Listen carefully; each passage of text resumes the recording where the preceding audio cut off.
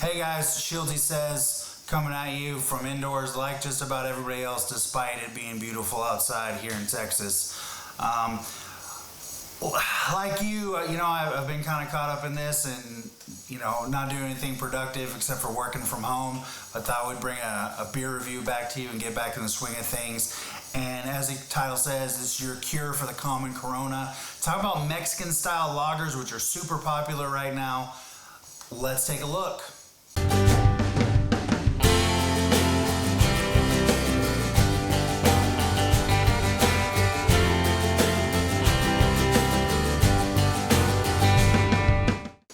So first, let's talk a little about a Mexican style lager.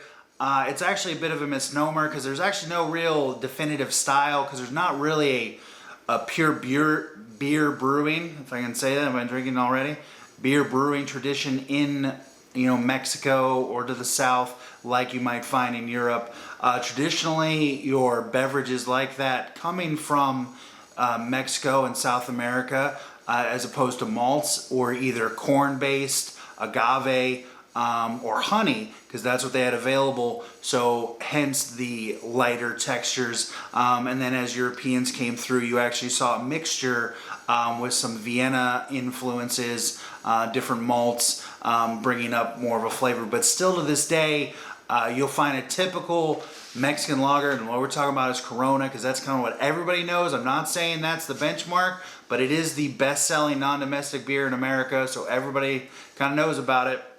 It's very light, crisp, easy mouthfeel, not a lot of robust flavors, very low IBUs.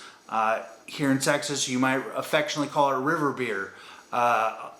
Very typical styles that we all know and love, or maybe you don't love, are Corona, Dos Equis, Modelo, Tecate, Sol, all of those, typical Mexican lagers that everybody knows. So I thought maybe your cure for the common Corona, I would go and find other microbrews that are doing this style of beer and kicking it up a notch, still keeping that crisp, refreshing flavor that you love for the summertime, but maybe is giving you just a little bit more than some of those not so great feelings that we sometimes think of. So for comparison, here I've got these wonderful tasters.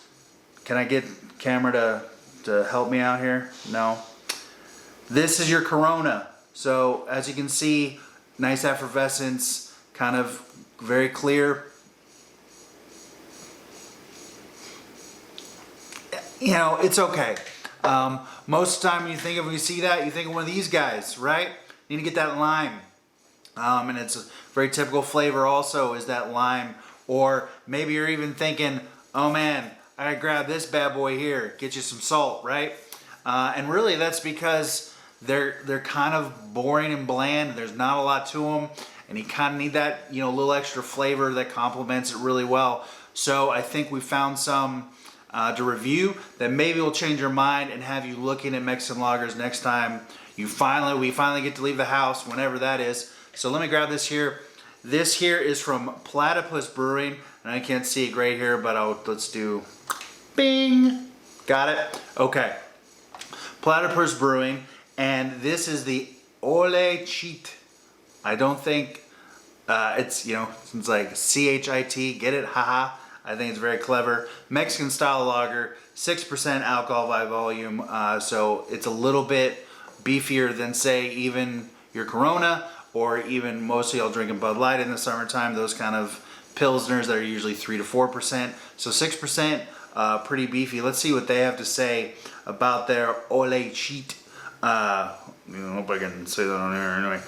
Bright, beautiful, and packed full of flavor, this traditional Mexican style lager, brewed with lime, leaves a refreshing bite, sure to make you say, Ole Cheat, that's good.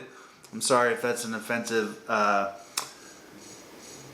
accent. I'm not trying to, but Platypus Brewing is right here in Houston, Texas, so I thought I'd start with a local. Now let's pull it up. You'll see it's a little bit darker, but still it's very pale. Maybe not quite as bubbly as you saw with the Corona, but let's give it a try.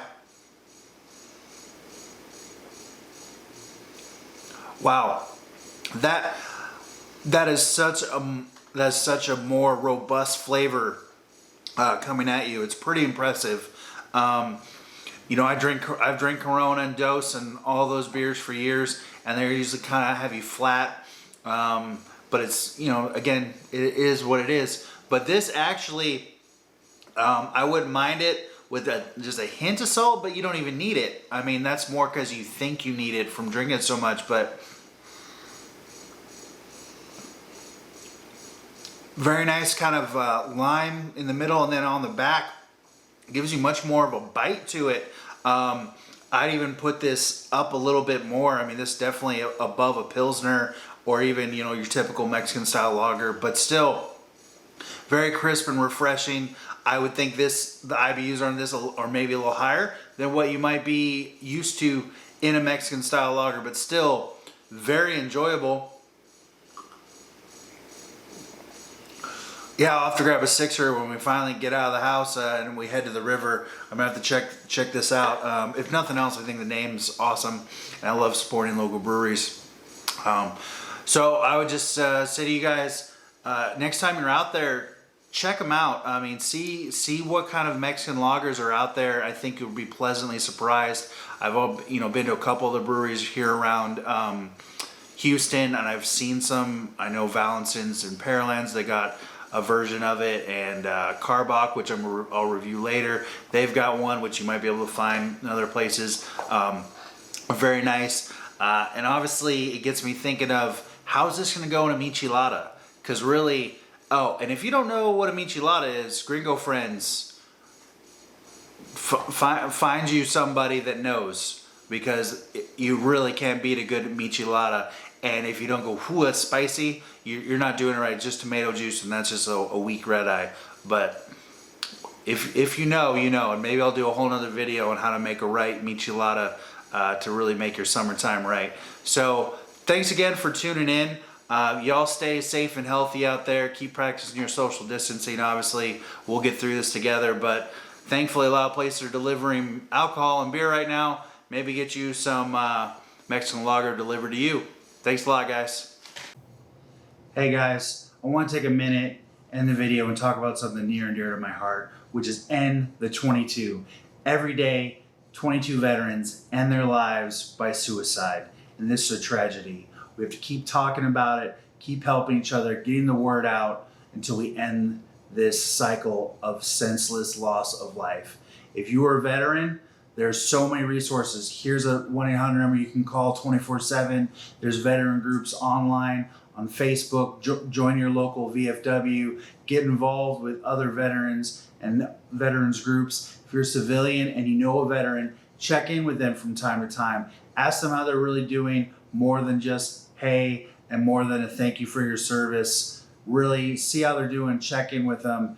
If we all know that we've got someone to talk to, we've got somewhere for our problems to go, we know that we can find a solution. We didn't leave anybody behind on the battlefield, and we're not going to leave anybody behind now that we're here. We're to help each other out, brothers and sisters and veterans, civilians, whatever you are. Let's help to end the 22 today.